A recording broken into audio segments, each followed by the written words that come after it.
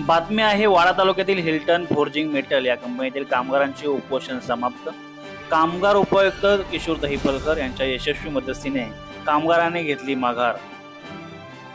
वाडा तालुक्यातील Hilton metal forging कंपनीतील कामगार दिनांक 6 नोव्हेंबर 2023 पासून आमरण उपोषणास बसले होते। सदर ही कंपनी कामगारांची पेलवणी तसेच पगार, बोनस व इतर सुविधा देत नसल्याच्या मागण्यांवर त्यांनी आपल्या परिवारासह आमरण उपोषणास सुरुवात केली होती।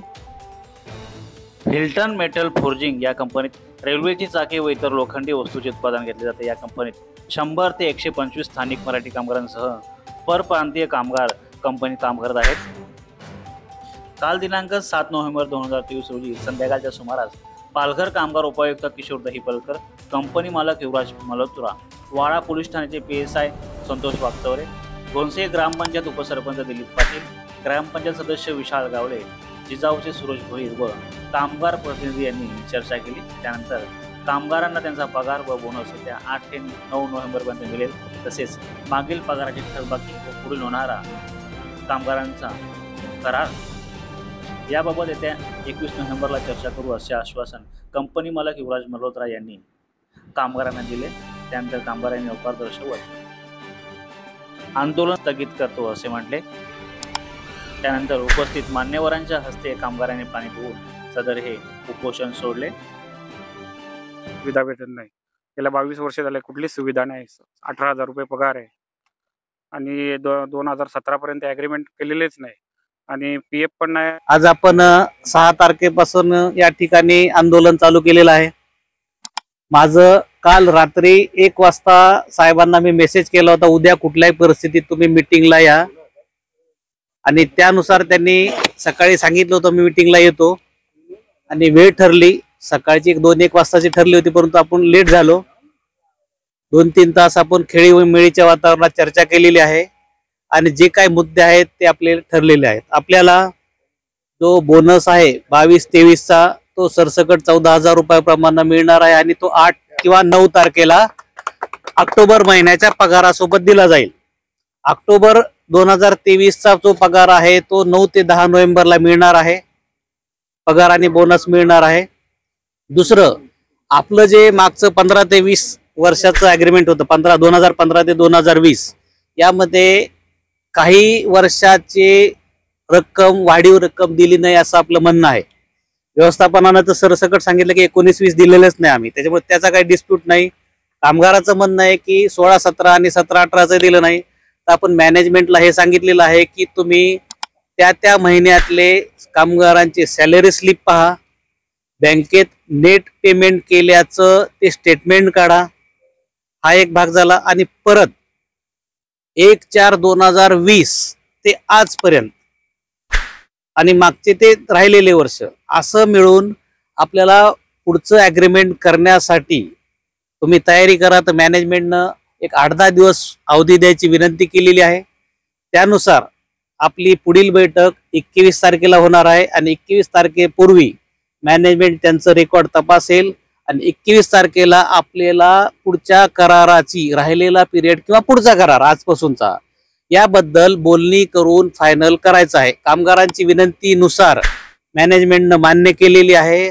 आणि कामगारांनी आजच्या घडीला आजचं जे काम उपोषणाचा 6 तारखेपासूनचं चालू केलं ते मागे घ्यायचं मान्य केलेलं आहे।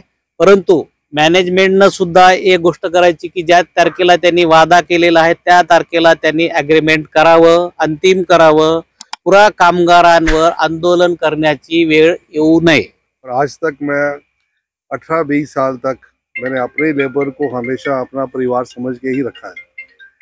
हमारे पिछले कुछ 4-5 साल में कोविड की वजह से या कोई तकलीफ की वजह से हमारी कंपनी अच्छा नहीं कर पा रही थी, शायद इसलिए कभी कभी 2 भाइयों में भी आपस में जब थोड़ा बहुत पैसे की कमी होती है तो टकरार हर फैमिली में हो जाता है। मेरे दिल में आप लोगों के लिए उतनी ही इज्जत है जितनी मेरे अपने परिवार के लिए।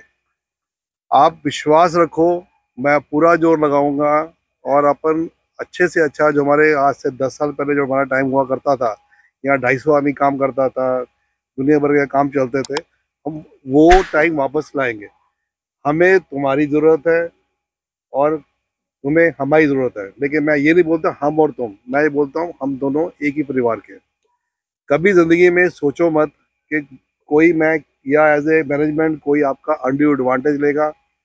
मैं यही चाहूँगा और मैं ये माता रानी से दुआ करता हूँ कि मेरे परिवार में या मेरी फैक्ट्री में कभी भी किसी के कामगार के घर में कोई परिवार में तकलीफ ना आए। और मैं हमेशा जब भी मत्था टेकता हूँ तो पहले मैं अपने जो मेरे कामगार हैं उनके बारे में सोचता हूँ। और आज माता रानी की कृपा से हमारी कंपनी में किसी को कोई ज़्यादा तकलीफ नहीं है। वो पूजा पाठ काम आएगा तुम्हारे परिवार के लिए, मेरे परिवार के लिए, और हमारा दोनों का एक ही परिवार, मिलके काम करते हैं। तकलीफ आती है, दो भाइयों में भी आती है।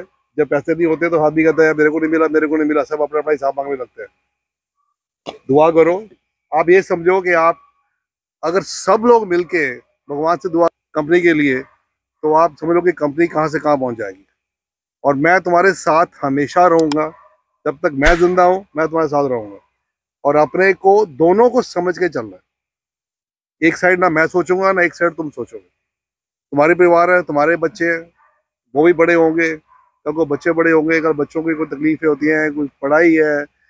मैं ये तक सोचता हूँ कि अगर अपनी कंपनी चलेगी तो आपके बच्चों की पढ़ाई का भी थोड़ा बहुत मैं ख्याल रखूँ, ताकि मैं बोलूँ कि यार जो बच्चे पढ़ते हैं, जो स्कूल में जाते हैं, चाहे आपका ये तानसा वाला कोई भी स्कूल हो, कोशिश करेंगे कि मैं कोशिश करूँगा कि जो भी मैं कर सकता हूँ तुम्हारे परिवार के लिए, उतनी मेरे को खुशी मिलेगी।